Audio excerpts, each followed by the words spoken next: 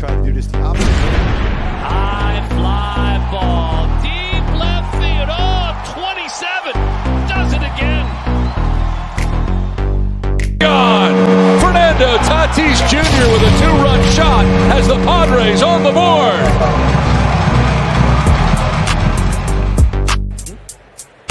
Ball and 2 strikes to Shohei here. Oh, Got it! 33! Oh, wow. Where did that one go? That's his 11th home run. Driven out to deep center field. Going back, Springer, turning, looking, see ya! Oh, what a shot by Judge! The Yankees lead 1-0.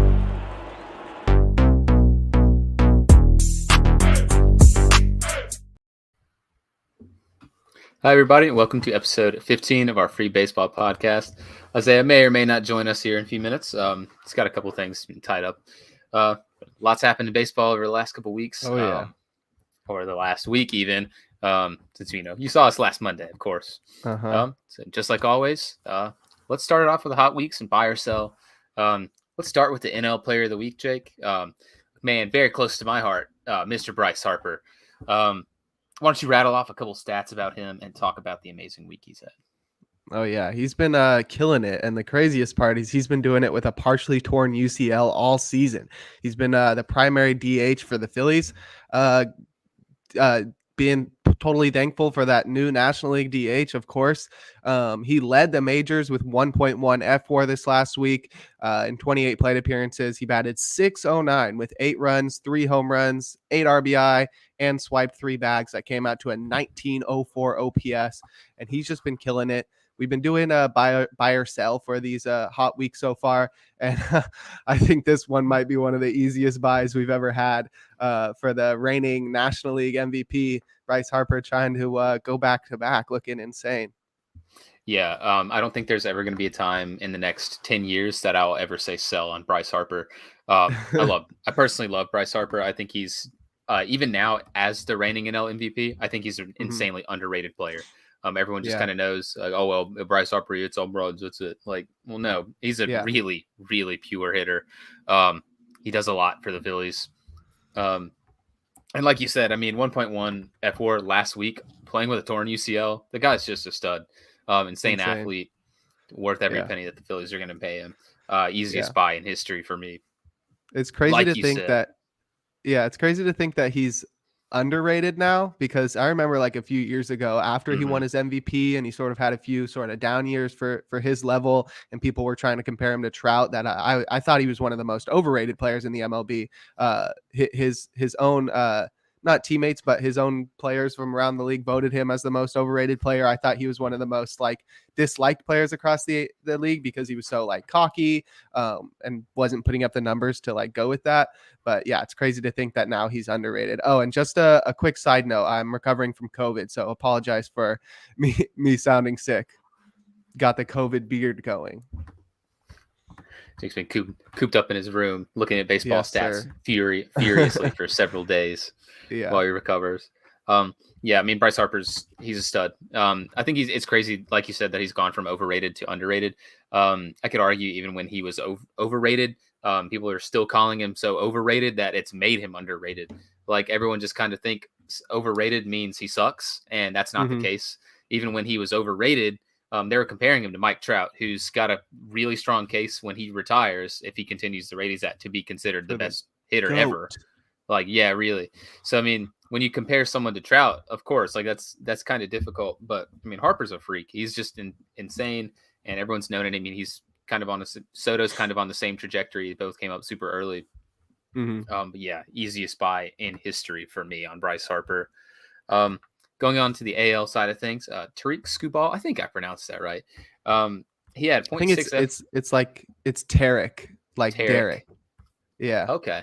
So Tariq Skubal, according to Jake, he had 0.6 F4, which led all pitchers last week.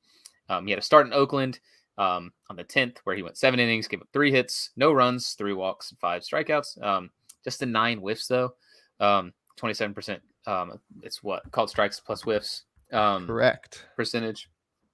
And on the 15th, against Baltimore, he went 6 innings, also gave up 3 hits, no earned, 2 walks, 11 strikeouts this time with 21 whiffs and a 33% called strikes plus whiffs percentage. Where are you standing on Mr. Tarek Skubal and the Detroit Tigers as a whole? I think Skubal's insane. He was a top prospect coming up. It was sort of him and Casey Mize and Matt Manning. Mm-hmm. And obviously Mize being the number 1 overall pick was sort of like the higher ranked prospect, but it always seemed like Skubal might be the one who might actually be better. Obviously Mize has been injured for the majority of the season so far, so that's allowed Skubal to just take off without any competition in that race. But I think he's really good. He had really great minor league numbers. He's showing off the strikeout ability. 21 whiffs yesterday versus the Orioles. That's insane. When you're getting above 20 whiffs, that's completely elite. He's been striking out batters like crazy. His ERA, I think, is south of 2 right now. He's just been going off. And for the Tigers in general, they have not been looking great. They have a couple of good pitchers. Skubal and Eduardo Rodriguez has turned it around with their offense. They just can't hit. Pretty sure I saw a stat the other day that had the Tigers on pace for fewer home runs than Barry Bonds, Mark McGwire, and Sammy Sosa and Roger Maris during that one season, or during those seasons where they hit 61 or more home runs, meaning that the Tigers were on pace for 60.75 home runs or something like that on the year, which is not great, especially probably due in part to the ball the way it is. But yeah, that is, and the weather being probably freezing in Detroit, but not looking good for the team that I predicted to make the postseason this year after missing out last year. Yeah, it's kind of tough for that offense. Looking at Twitter a little bit, I remember seeing a tweet that's like, at one point, the Reds, who had 3 wins at that point, had scored more runs than the Tigers. Yeah, that's obviously not good. Tigers offense is really bad, but Skubal is really good. Like you said, I think everyone's waiting for Mize to kind of break out alongside of him too, just because he's been so hurt. But I mean, he had like a cup of coffee in 2020, and pitched kind of poorly. And then last year he was pretty average, and now he just looks like a stud. He just looks like he was in the minors. And that's good. 11 strikeouts against the Orioles. Good, but with a grain of salt, because it's the Orioles. Their offense has also been kind of laboring. But he's really good, and hopefully he'll continue this. I know we're both kind of high on the Tigers at the start of the season as a potential dark horse in that division. Probably not to win it, but to compete for a wild card spot. And they're kind of struggling so far, but maybe they'll turn it back around. They did it last year. Yeah.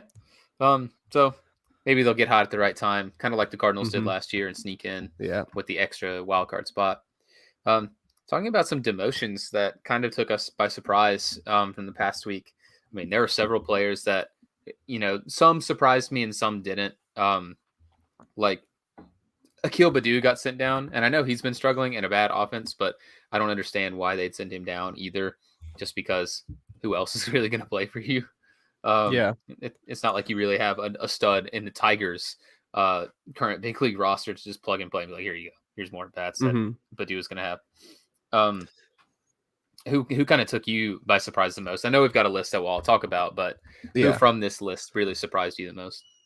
I'm pretty sure the one that surprised me the most, I think Kelnick's up there, but I think it's got to be Dinelson Lamet. I didn't even think he had an option to be sent down to the minors, so that one was pretty crazy. But the thing with Baddoo is that he was a Rule 5 pick last year by the Tigers from the Twins, and he was selected from Double-A, so he never played above Double-A. Played the whole year in the majors last year, was really good. Pitchers adjusted to him so far this year, and he's really struggled, so they sent him back down to play Triple-A for the first time. He's sort of going in a zigzag pattern to hit all the spots across the professional baseball. But yeah, he has not played in AAA at all. So I think they just wanted to get him some seasoning in the minors, get him some confidence back. But I think he could come back up strong. He's a guy who struggles with strikeouts and against lefties, so he could just be platooning. I know they've been playing Derek Hill out there a lot, but Austin Meadows just landed on the IL, so maybe Baddoo will be back shortly. Maybe Riley Green. I don't know how long he's supposed to be injured, but they've been dealing with a lot of injuries in their outfield, so I think Baddoo could be back up shortly. Yeah, and he kind of falls in the same vein we talked about, like the Tigers' offense being laboring. The only one that's really hitting on that team is Miguel Cabrera. So like all their young guys, like Javi Baez, really aren't producing. But I don't know. Sending him down kind of surprised me, just because, like I said, I mean, who else do you really have that you're going to plug and play? They've had a lot of injuries. They're a very young team. Sending him to AAA might get him back on track, but I don't know. I'm not really seeing it. Lamet also kind of surprised me, and I think that he'll kind of be someone that the Padres look to shift on and trade, kind of like as a change of scenery guy, and just maybe get like a reliever for this year. I definitely think that they need to trade him. They seem to have like a loaded bullpen. They've got way too many starters. That's forced Lamet into the bullpen, where I thought he would excel this year, and that has not been the case. So I think there's lots of teams that could be interested in using him in like a stretched out role, where like either between the bullpen and the rotation, or just as like a late inning reliever. But there's definitely a team that could figure him out. Yeah, it's weird to see him struggle, because like his strikeout numbers are still there, and he always strikes people out. He's got that wipeout slider, pretty decent fastball, but like he just walks everybody. And he's got like 10 strikeouts to like 7 or 8 walks. Like that's not good. So I was kind of surprised by them sending him down. Paul DeJong, I haven't been keeping up with the Cardinals, obviously, because I don't really want to. Being a Cubs fan, wearing with Jake obviously wearing the horrible Brewers hat. It's a great logo, though. It's a good logo, but that team's just the worst. So DeJong getting sent down. I guess that's surprising, because he's obviously not a super young player anymore. Been in the league for a couple of years. What's the story behind this one for those that are uninformed? He was a guy who really struggled with his offense last year, and then over the offseason he went to, I think, the same hitting coach that like fixed Justin Turner and those guys turned around their career, tried to fix his swing and stuff, and it did not work out. He's been just as bad. So I think recently he said he was going to commit himself to his glove. He's been known to be like a really solid defender at short. Yeah. So I think he was just like, okay, like I suck at hitting. I'm going to go full on Jelton Simmons, just like, who cares what I do with the bat? I'm going to be the best defender at short. And the Cardinals said, well, we actually have a really good defensive team already. So you're got to go figure your bat out in the minor leagues. So they sent him down. I think they called up Brendan Donovan. I think that's who it is, to fill in at shortstop. They had Edmundo Sosa on the IL too, so he just returned as well. So they have options at shortstop. I think it's mostly they're like, we don't want you to be an empty bat fielder. Like we have enough like good fielders that have good bats, like Goldie and Arenado and Tyler O'Neill and like Tommy Edman. Stuff. Exactly. Edman's been killing it. So yeah, I mean, they can move Edman to short. They can call up Nolan Gorman too, if they need to in the near future, who's been killing it at AAA. But DeJong really has been struggling a lot with the bat. Yeah. Looking at his Fangraphs page, I mean, like he hasn't really ever hit well in a year. I mean, the best like average wise, which of course is, flawed stat. The best average wise, like I think he had was like 250 with like 30 home runs. Like that's a great season, but then like he's never really ever come close to replicating that. Yeah. And like you said, I mean, he's got a great glove at short, but if you don't provide literally any value with your bat, like you kind of have a limit to where teams will want you. Kind of like Andrelton Simmons. Andrelton Simmons has kind of stopped hitting, and now he's just kind of been a journeyman. So, I mean, players like that have value. It's just very, very limited value. 2 other demotions we'll talk about, obviously. 2 young guys, Jared Kelenic and CJ Abrams. Kelenic just really struggling to figure it out with the Mariners, and they finally just were like, all right, we can't keep you up here anymore. Got to send you down. This one was the one that wasn't very surprising to me, because we've all kind of expected Kelenic to be a lot better than what he is now, and he just isn't. And he's obviously still insanely young. He's just 22. I believe this is his age 23 season. But he's got to figure it out with the bat, or else he's just not really going to crack this Mariners lineup. Yeah, I thought it was pretty surprising to see him go down, because they just lost Haniger to an injury that could see him out like 6 to 8 weeks or something. I think he's out for a while. So I thought it would be like, oh, okay, well, for sure. Like you had all these guys in the outfield, but like now you sort of need Kelenic. but they sent him down. Like, he didn't have a lot of time at AAA, but he really killed it in AAA. And he's not a guy who like sucks at fielding. So I'm not really sure like what he's going to do down there, maybe get his confidence back. But I think this is a type of guy that you need to have like learn from his struggles in the major leagues, especially at this young age. Like, he's already been up. He struggled last year. He played for most of the year. He was sent. Remember last year, he was horrible and he got sent back down and called back up again. And then was a little bit better. So I don't know about this one. The Mariners have Kyle Lewis coming back from an injury to start the season. So that could be why they sent Kelenic down, knowing that Kyle Lewis is going to come back and that they can slot him into the outfield. He, remember, won the Rookie of the Year award in 2020 over Luis Robert. So he does have the potential. He was a top prospect for a while, but he's a guy who struggles with injuries. So I'm sure Kelenic is going to be up again at some point this year, but the Mariners are sort of struggling a little bit on the record side of things. So I think they need to, they wanted to make sure that they are putting out their best lineup every day so that they can freaking make the playoffs for the first time in 20 years. Yeah, I know we're all rooting for the Mariners to finally do something. Another one that kind of surprised me was CJ Abrams. And I understand that CJ Abrams has been struggling, but I think he's another guy, like you said, with Kelenic, that really needs to figure it out in the majors. He's too good to be in AAA, and he's too good to be like in the minors. He's a young player that's just kind of, struggling now, but he's insanely young. And who else are the Padres going to trot out? Like, just throw him in right and just let him play, and he'll figure it out. Yeah. Instead of just like, oh well, we'll put some other quadruple A player that's not really going to give us anything else there. Like, I don't really get that. He was really struggling though. Like, he was batting sub 200. He had like the 1 home run. I think he only had 2 other extra base hits. So like, he really wasn't doing much. I'm sure he's a great fielder, but he's only 21 and he barely played in the minors. He was injured in 2019. I think he like tore his ACL or something crazy like that. And so he missed all of 2019, and then 2020 was the off season or the COVID season. So there was no minor league season. He played 42 games in the minor leagues in 2021. So that was at AA. And then this past year, he played 5 games in AAA. And I'm sure some of that is actually, didn't he start the year in the majors? Yeah, I think he did. He's played 5 games since being sent down. So literally he's in the same situation that Baddoo was, where he never played in AAA. He had a really short minor league career. He was a top pick.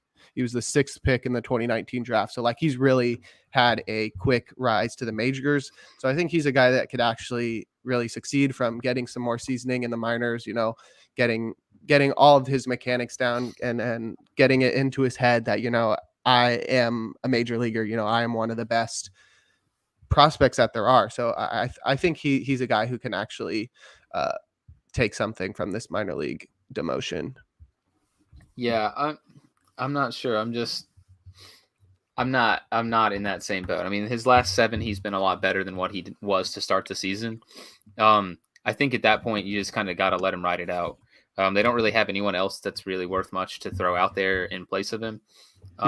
They just brought back, I think they just called up Luke Voigt in the wake of Abrams going down. And then Luke Voigt didn't do anything when he was in the minors. Like, I think he had like his last 20 at bats, he was hitless. He had a 2 home run game, right when he returned. He did. So baseball's weird. Like, I don't know. The Padres are also one of the teams that are looking to kind of like cash in on the expectations that we have of them, kind of like the Mariners. And I think Abrams, to me, should have been part of that. And I think it could have been a smart idea to just leave him up. Obviously, if and when Tatis comes back this year, I'm sure it's a win, not enough. But I don't know. I think you can afford to give him at bats in a team like this. I know your division's hard, but you kind of got to let him do it for me. Talking about like a couple of the storylines of last week and a couple of the cool things to talk about.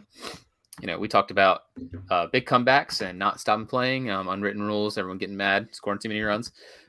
Cleveland Guardians had an amazing comeback. Bro. Yeah.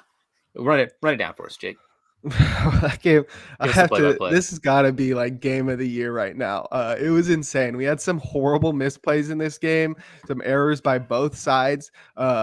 we had an outfielder for each team just miss a routine fly ball. Ahmed Rosario in left field, an inning after Gavin Sheets missed one in right field. And they were both just so bad. Like they're standing under it, just like through their gloves. One of those where you like look at your glove afterwards and check to see if there's a hole or something. A really bad miss. Gavin Sheets made up for it, hit a home run in the next inning. So those are always cool, when you give up the error and you're like, okay, I'm going to like take this into my own hands to make up for it, hit a home run. So the game was already doing well, especially because you had the broadcaster who was watching that Gavin Sheets play after it said, "Are you S-ing me?" It was so funny. So bad. Yeah, so that game was already topping the charts with that. And that led to just one of the best comebacks of the year, similar to that Mets comeback earlier this season, and also putting more insult to injury to the Nationals for complaining about the Giants trying to push a 6-run lead in the ninth. The Guardians were down 8-2 going into the ninth inning, 6-run lead, similar to the Giants.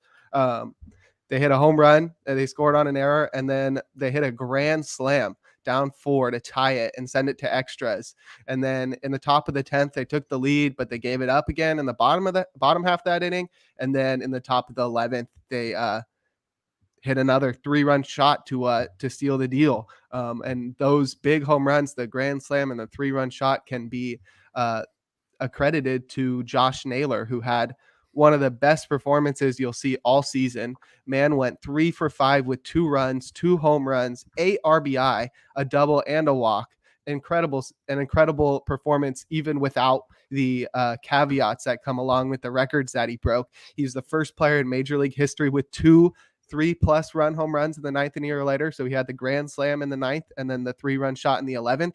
First guy ever to do that. And he's the first player ever with 8+ RBI in the 8th inning or later, because he had a double that knocked in a run in the 8th inning, as well as the grand slam and the 3-run shot. So, God, incredible. And he was just so fired up. One of the best videos of the year. You just see him like running into home plate, like throws his helmet down, is just like screaming like a madman. Oh my God. He was so pumped.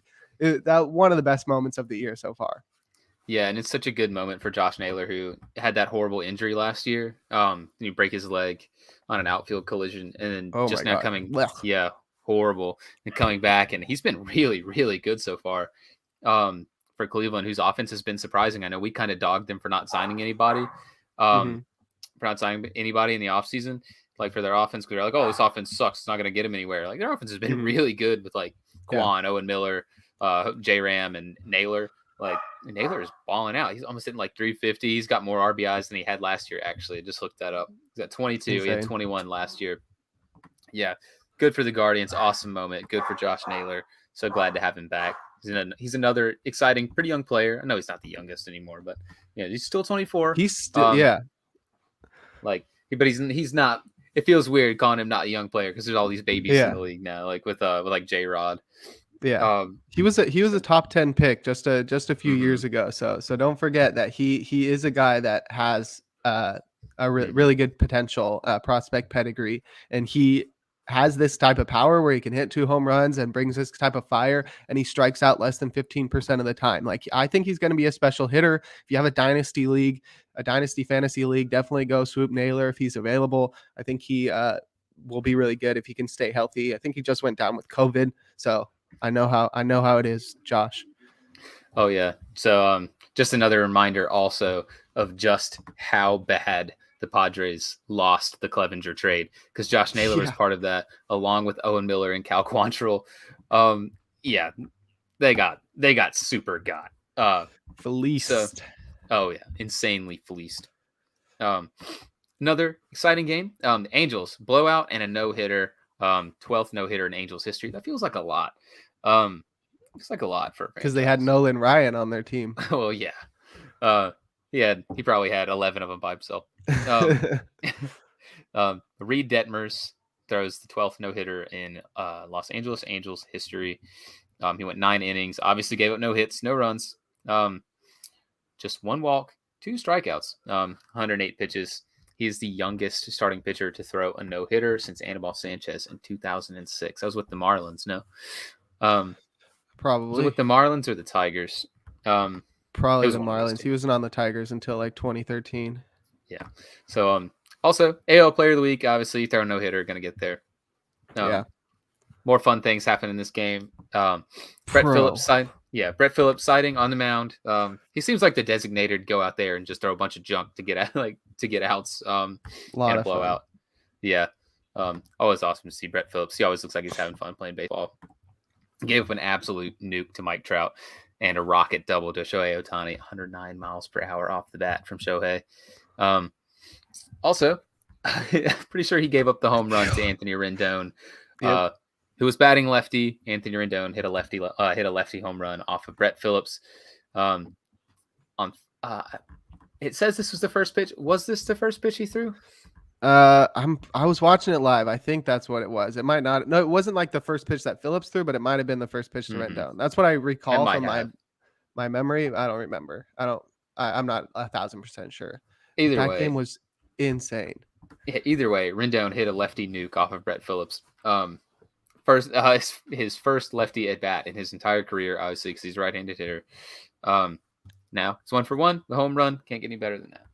Yeah, gotta be a switch hitting all time. This game has got to be the most fun game of the year. I mean, we had the maybe game of the year with that Guardians comeback. This has got to be most fun game of the year for sure. You got the no-hitter, you got the position player pitcher, you got just crazy stuff. Trout hit 2 home runs. That was his second home run of the game off Brett Phillips.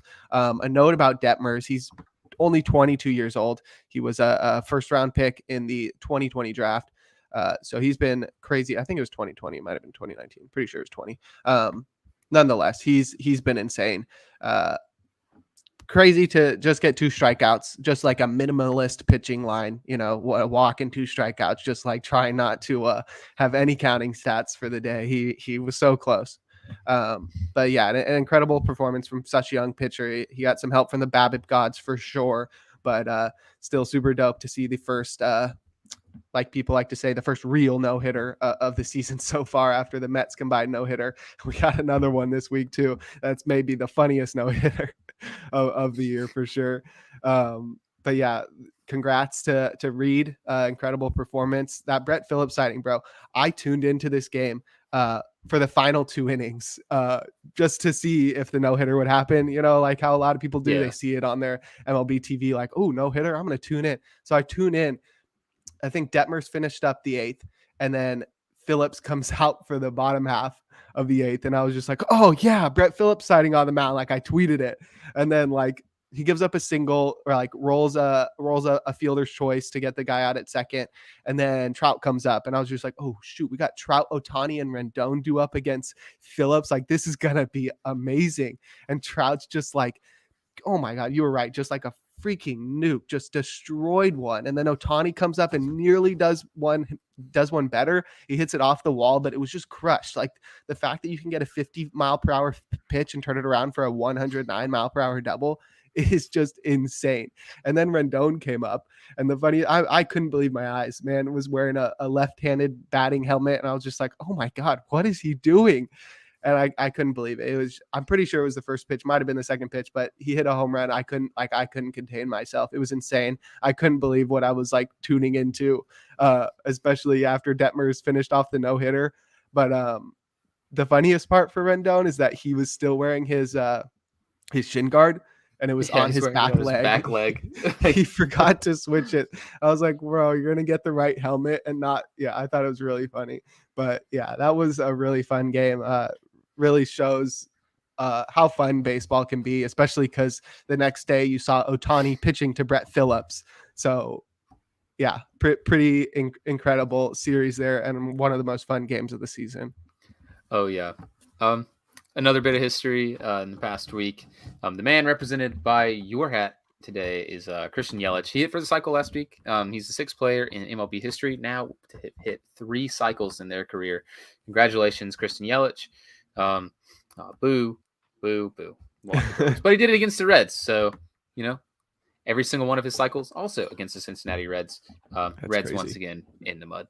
Yelich, he's had his trials and tribulations. He struggled the last few years.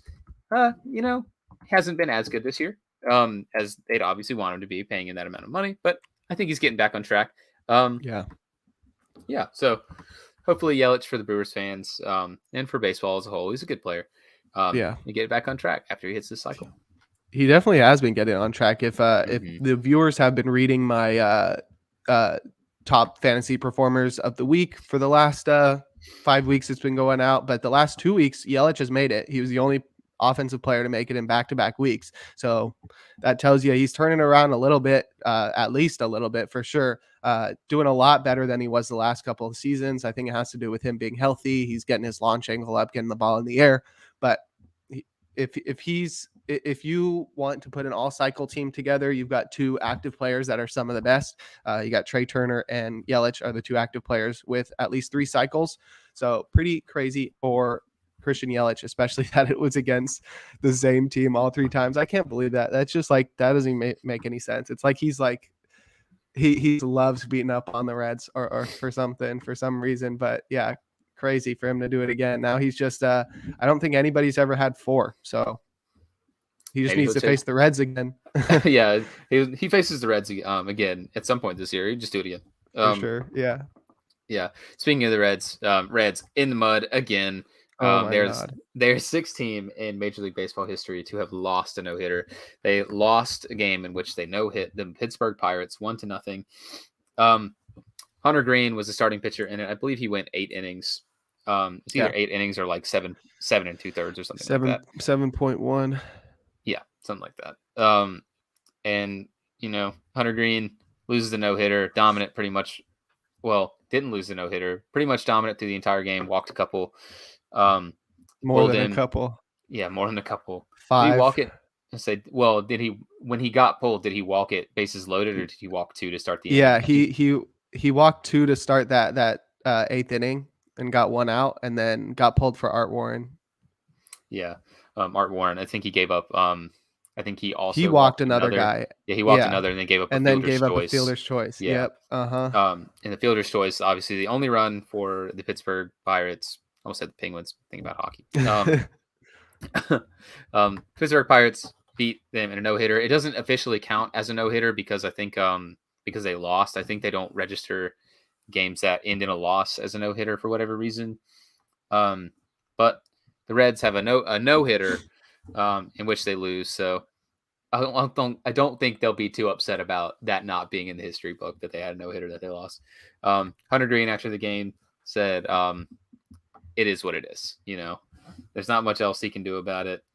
The Reds really could just not get him 1 run, just 1. Classic. They've been really struggling. Yeah, I don't know. But they're chasing a no-hitter and then not getting it, but not really getting it. And just running your young flamethrower into the ground. 118 pitches.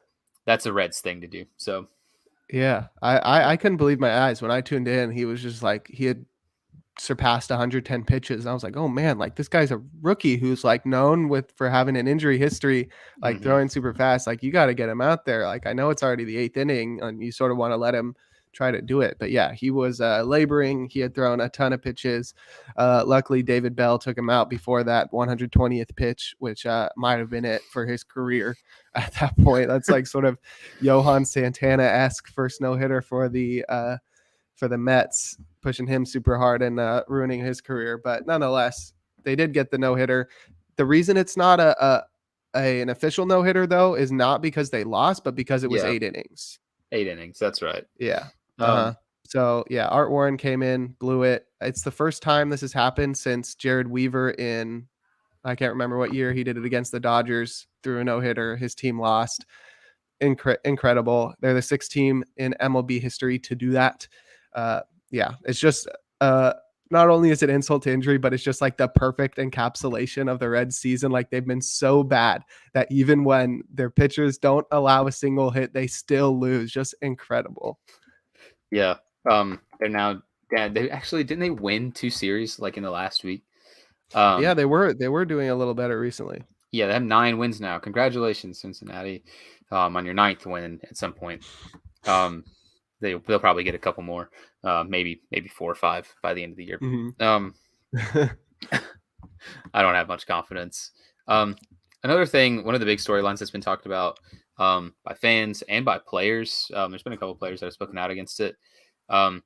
there's a widespread belief that they've deadened the baseball this year, to the point that it's just like nothing, hitting a cotton ball or a wiffle ball. The league average line this year in 2022 is a 234 average, 307 on base, 376 slug, and that's good for a 683 OPS, which is awful. Previously in 2021, from the roughly the same time frame, it's the a little season bit just better. started earlier. I did it up until the same date in May, but their opening day was the 1st, and our opening day this year was the 7th. Okay, so basically through the same amount of time, more or less. That line from 2021 is 236 average, 312 on base, and 393 slug for a 705 OPS, which is, several points better. But there's been like no offense in the league to start the year, outside of a couple players that have somehow figured it out. But offense has just been down league wide, and players have complained.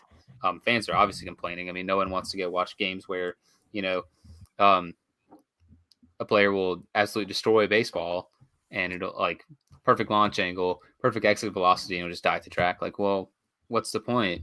I know there was a game.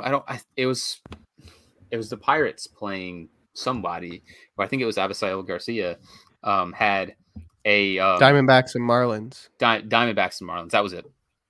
Where he had like a 115 exit velocity or something like that.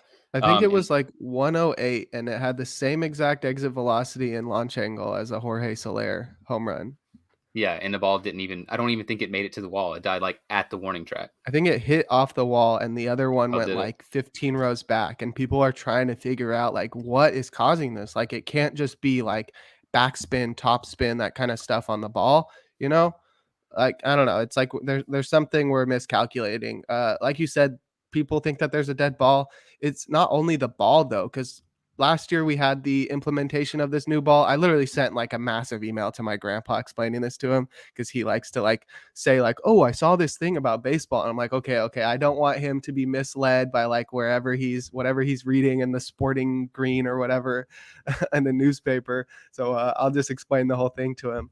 But it's not only the dead ball, it's also the humidors being put in around league wide, which have had varying effects. Like we know that in Colorado, it's supposed to reduce offense, but there's some places where it's like more humid that it would lead to the ball flying extra far. So a lot of people think that the offense is going to turn around at some point this season when the weather gets a little hotter and the balls are doing the opposite effect with the humidor, because the humidor puts the ball to a baseline humidity rather than like humidifying it.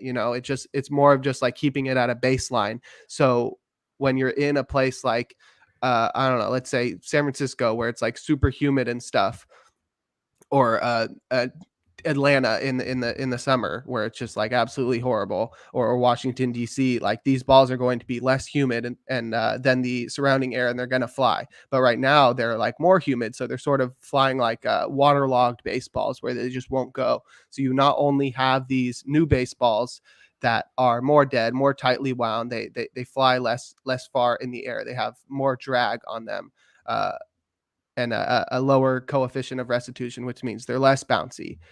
You have these balls that don't fly as far, and then you also have the humidor sort of holding it back. And then also, I mean, there's also a lot of other factors, but I think a lot of it could be like non-uniformity in how the balls are being stored in the humidor. So like some of them are being lopsided on like where the humidity is like some of the ball can be unwound tighter or looser in different parts. I don't know. As you can tell, like I've done a lot of reading. Like this is something that's like it just takes a lot of like hypothetical thought to try to figure out what it is. And we had a lot of studies last year, or a couple years ago, after 2019, we had studies on the ball done, which is how we found out the coefficient of restitution, the bounciness of the ball was higher. And then after last season, we saw more studies reveal that the balls weren't widely used. Like we had some 2019 balls, we had some 2021 balls, so it's sort of all over the place. So we don't have any studies this year. I'm excited to see what some independent people find. Like are these balls all the same? Are we getting a bunch of different balls? Are the balls different from 2021? Is it because of the humidor? I don't know. There's definitely a lot that we're yet to find out. And as you just said, Davis, the league is down 22 points in OPS for the same time frame as last year. So let's hope things turn around big time in the summer. Yeah, I mean, offense numbers being down is not good for the sport. And I understand that it's kind of the flip side too, where it's like, well, people lose interest when like any hard hit ball is a home run. So trying to strike the right balance is something that Major League Baseball is trying to do, and they've just kind of gone one extreme to the other, and it's not working. So they need to change it. It shouldn't go back to how it was. I'm not advocating for the 2019 really stupid bouncy ball where if you hit any ball with like over 100 mile per hour exit velocity or whatever, it felt like it was a home 80 run. mile per hour. Yeah, pretty much. If you're in Yankee Stadium playing with a blitz ball, you get a home run. So they really need to change it. Nobody wants to see something like that. I was explaining that to my grandpa as well in an email, just like saying that like we used to have this really bouncy ball, and like, I mean, offense is linked to attendance. So like we saw in the 90s, like so many more people showed up to games. It saved the game because we had the steroid and the home run chase. But offense is linked to more fan attendance, so like that's proven. But then also, like, I think the hardcore fans don't like seeing all the home run records being broken, the team home run records being broken. It was more of like a league wide thing rather than an individual thing in 2019.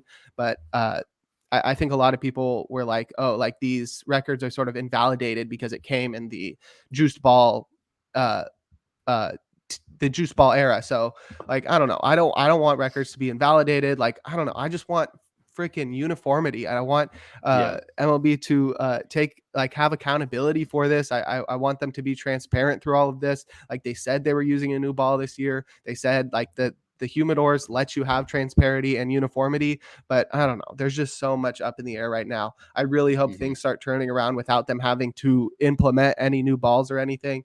But I don't know. Like you said, this is one of the biggest storylines of the season so far. Yeah, I think that's the number one thing for me that's kind of bothering me about it is like they're being transparent about it, but not really. Like they've changed it a little bit, but there's no reason that literally the same exact launch angle, the same exact exit velocity should be, a double off the wall and should be a home run 9 rows deep. Like that doesn't make any sense. Like it makes sense for there to be a little bit of difference for them, like top spin and backspin, that definitely has a play on it, like where you're hitting the ball, and maybe the wind is blowing at a different rate. But like that Diamondbacks game is in a stadium that has a closed roof and stuff. So like, I don't know. It's like there's got to be something going on. It shouldn't be that much variability between a home run like that. It also makes it so hard to analyze the game when our X stats and our baseball savant stats are so out of whack because they use past precedent, past performance to give us these expected stats, to give us these like stats that we should be expecting from certain players, like based off exit velocity and launch angle, that everything is so out of whack right now. It's so hard to analyze the game. Yeah, it's just been frustrating because it's not consistent, and that's what we're just kind of after. It's either make the ball consistently dead or fix it. Do something, but there's no reason that it should be like this. A couple other shortish storylines to touch on. Robinson Cano, obviously DFA'd by the Mets. He is signed with the San Diego Padres now on a major league contract, so he will leave the big league club. What are your thoughts on this, Jake? Because I have mine, and it relates to CJ Abrams, but I'll let you get your word in first. Yeah, I'm excited to hear yours because I don't have too many thoughts on this. I didn't really. Right. So, like, why on earth would they sign Robinson Cano, who has been a net negative hitter? He provides no value fielding, can basically only DH or play a very bad second base or a pretty mediocre first base if he really wanted him to. When they have guys like CJ Abrams who really could use the at-bats to figure it out, playing like right field, and now their bench that they're giving at-bats to their young stud player over are like Robinson Cano, who's a dinosaur who doesn't really hit anymore or provide you any value, Matt Beattie, he's a whatever player. Trace Thompson, who's a whatever player. Like, I don't understand why you have these random players who just don't like they're quadruple A guys or they're old has-beens, and you're giving at bats to them over your number one prospect that's a hitter. It's stupid, in my opinion, to just do this. And I know they're not paying him anything; they're paying him pennies on the dollar because the Mets are paying him $1 gajillion. But I don't know. The good move, but a stupid lateral move in my opinion. Yeah, I think I definitely agree with that. I know Trace Thompson got DFA'd, but yeah, you're right. They've been playing random ass guys out there. Oh, excuse the language. They've been playing random guys out there. Will Myers, obviously, Eric Hosmer and Cano, but I don't know. It's got to be for like getting fans out to the ballpark, maybe. Yeah, but like who's gonna come out? Well, yeah, but like who's gonna come out and see a dinosaur Robinson Cano? Like who was that drawing to the stadium? Like, do Yankees fans care about Robinson Cano? I wish Isaiah was here so I could ask him. But if I'm a Yankees fan at this point, I don't care about Robinson Cano. Yeah, I don't know. Definitely It's weird move. I think it maybe has to do with him being like a mentor for the younger players on the team. Not that they're on the team. CJ Abrams is in the minor, right. So Cano can't even mentor him. What's he gonna mentor him on? How to do steroids? Yeah. Like, yeah, maybe they're hoping they can get something out of him. Maybe they're hoping he pops some steroids again and turns it around one last time. But yeah, I don't know. Maybe it's a veteran presence. This is a team that gave a lot of money to Eric Hosmer, so they do seem to care a lot about like clubhouse leadership and that kind of stuff. Yeah. So I don't know. Weird move. Guy we talked about last podcast, Royce Lewis, hit his first career home run, and it was a grand slam. And we talked about his power, and he showed it off. Is there much else to say?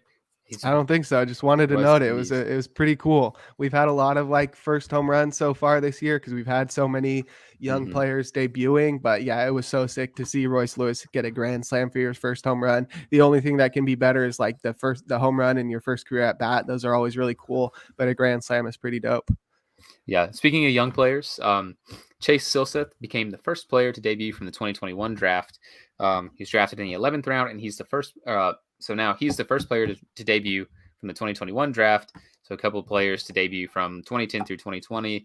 So like Chris Sale, in order is Chris Sale, Trevor Bauer, Paco Rodriguez, Kyle Crockett, Brandon Finnegan, Carson Fulmer, Austin Hayes, Kyle Wright, Nico Horner, Andrew Vaughn, and last year was Garrett Crochet.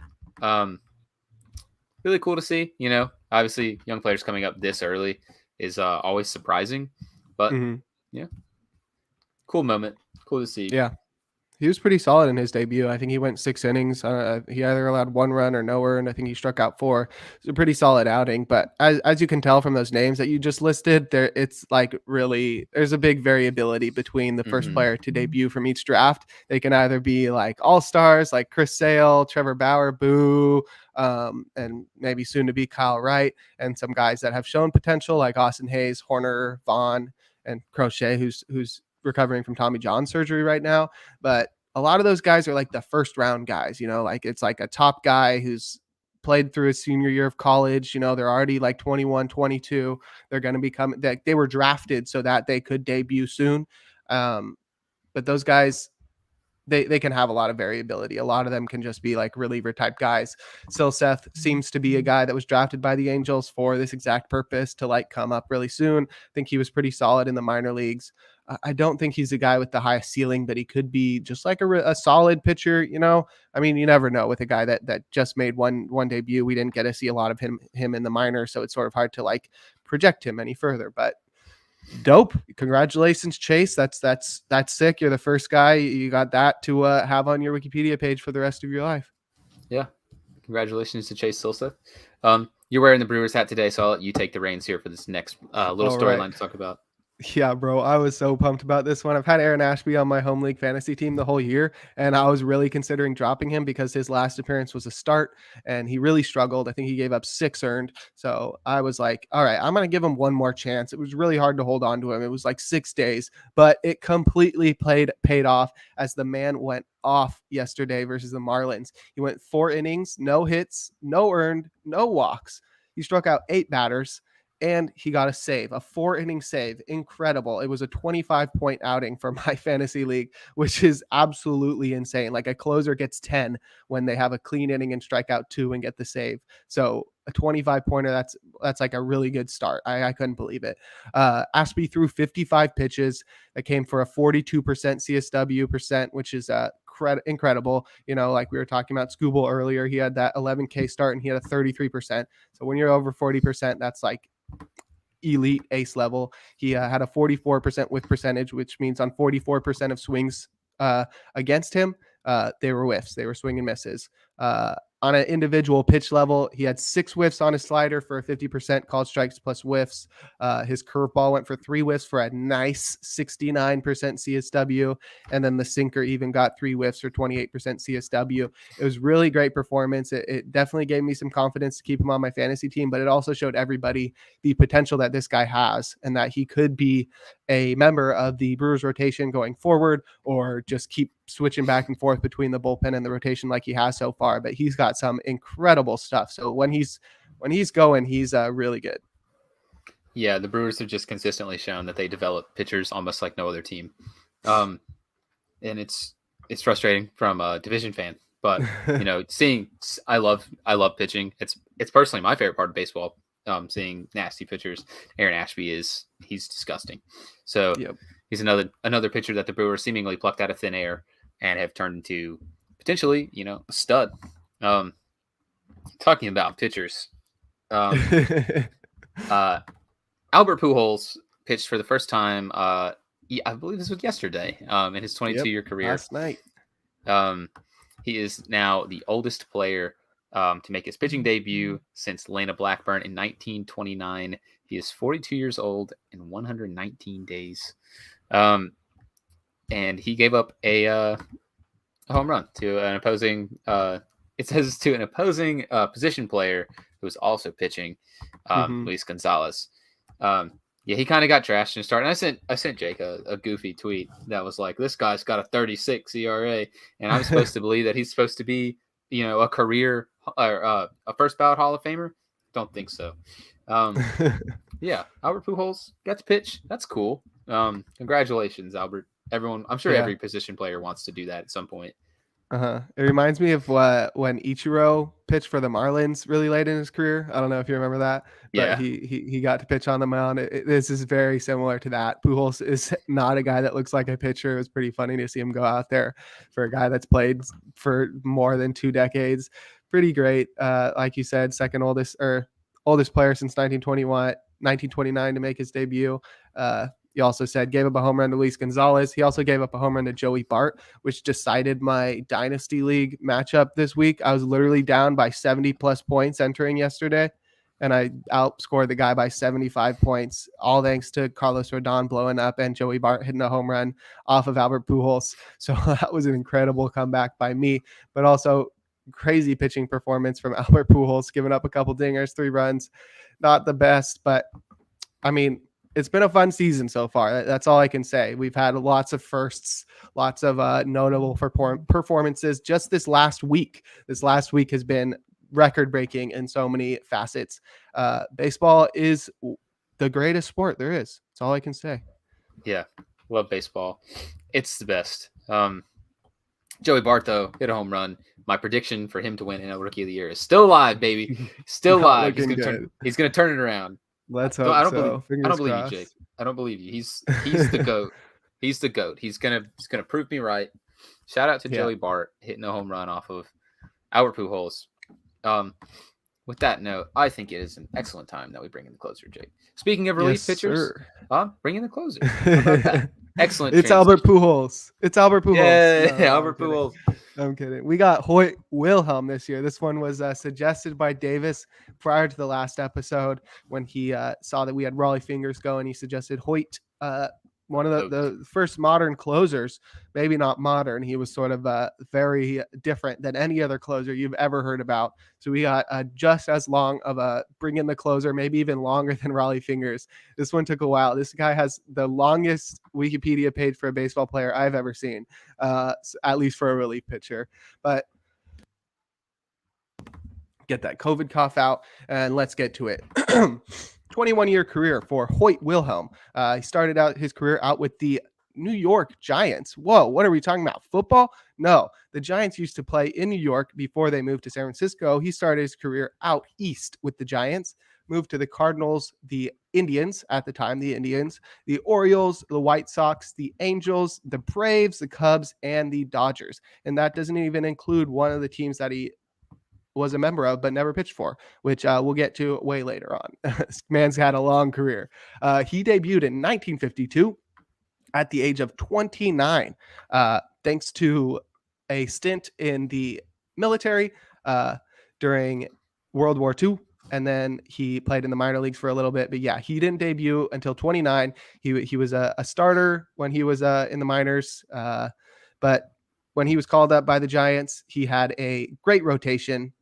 Or the Giants had a great rotation. His manager didn't think his knuckleball would be effective for more than a few innings. So they put him in the bullpen. They said, we got enough starters. You're a knuckleballer. You're going to stick to the bullpen for now. He debuted with a 0.1 innings pitch. So he got one out. He allowed a hit, no earned, 2 walks, no Ks. Mediocre debut, but that would not be the setter for the rest of the season. It would not set the tone for the rest of the season. The man who is best known for his knuckleball, who taught his knuckleball to Wilbur Wood, who taught his knuckleball to Charlie Howe, who taught his knuckleball to R.A. Dickey. He is one of the probably the most well-known knuckleballer of all time.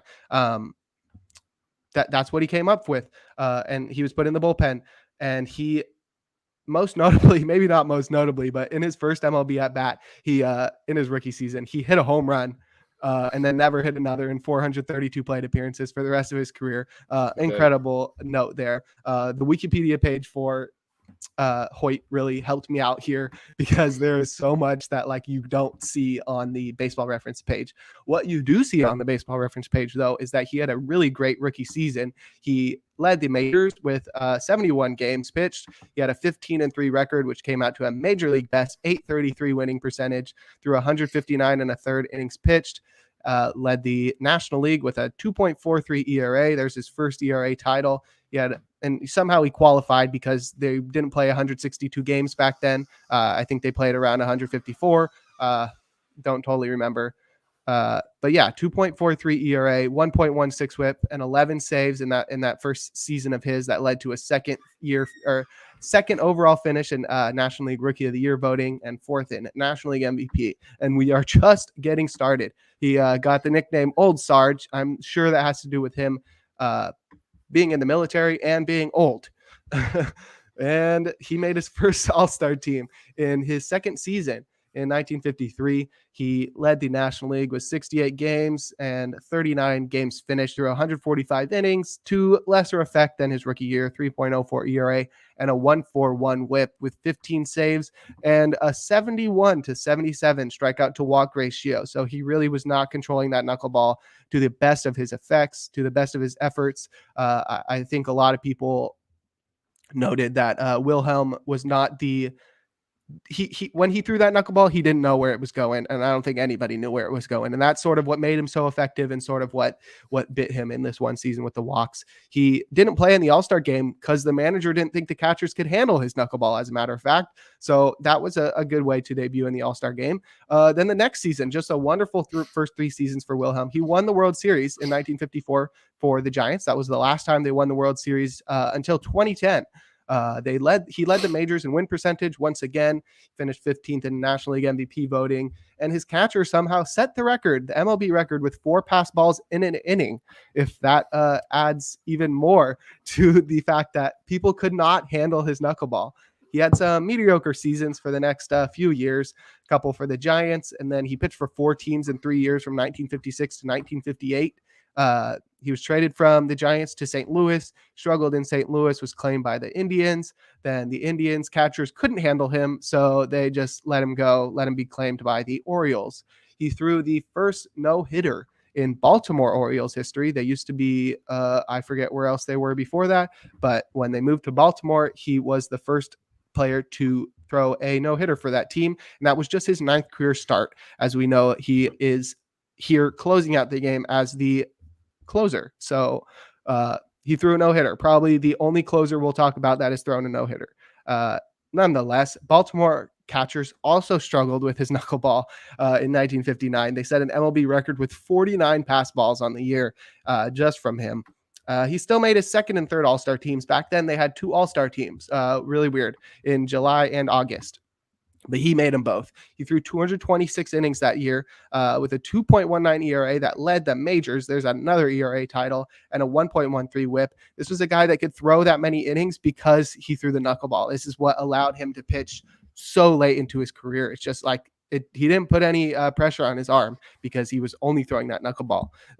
In 1961, 2 years later, he made 2 more All-Star teams with a 109 innings pitched, 2.30 ERA, a 1.19 whip, and 18 saves. And then the following year, he made 2 more All-Star teams. So he finished his career with 8, but I think it was 5 separate seasons with an All-Star season. So that year, he pitched 93 innings, allowed a 1.94 earned runs per 9 innings, and had a 1.05 whip with 15 saves. And then prior to the next season, he was traded to the White Sox, where he really started to become the closer that he's known for, even though the first half of his career was already really incredible. He set a career high with 27 saves in 73 games with a 1.99 ERA in his second season with the White Sox. And he somehow maintained a sub-2 ERA from that season through the 1968 season. So that's 64, 65, 66, 67, 68. 5 straight years he had a sub-2 ERA. Absolutely incredible. And all thanks to that incredible knuckleball. In 1967, he had a career low 1.31 ERA. So there's his career low in ERA. And now we have a bunch of notes for the rest of his career because I didn't want to keep listing off all of his stats for each year through a 21-year career. But he broke the all-time games pitch record set by Cy Young. I think that was around that 68, 69 season.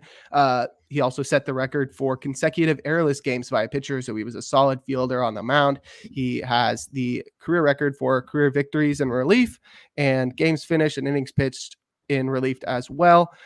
He was selected by the Royals in the expansion draft prior to 1969, and then they were like, oh, nice. We got this veteran. Let's trade him to the Angels. So he never pitched a game for the Royals. Started with the Angels for the next season. Was traded to the Braves mid-season. He made his final All-Star team in the next season with the Braves at age 47. Incredible. Just a crazy career. He was then claimed off waivers by the Cubs mid-season. The Cubs traded him back to the Braves by the end of the season, which didn't make much sense. It got a little notoriety. The commissioner had to look into it. He said there was no wrongdoing. Still a little weird. Nonetheless, he was released that offseason and signed with the Dodgers, or maybe it was halfway through the next season. And he made a few appearances with the Dodgers, but his last appearance came just 15 days short of his 50th birthday. The man pitched until he was 49. Just you don't see that anymore. Just absolutely crazy. And here's some more records for him. He retired with the MLB record for games appeared in with 1,070. He was obviously the first pitcher to reach 1,000 games, and he was the first to reach 200 saves. So he was the all-time save leader for a while. And he retired with the lowest ERA at 2.52 of any pitcher since Walter Johnson retired in 1927. So he was one of the most effective pitchers in the major leagues and was the most effective in a long time.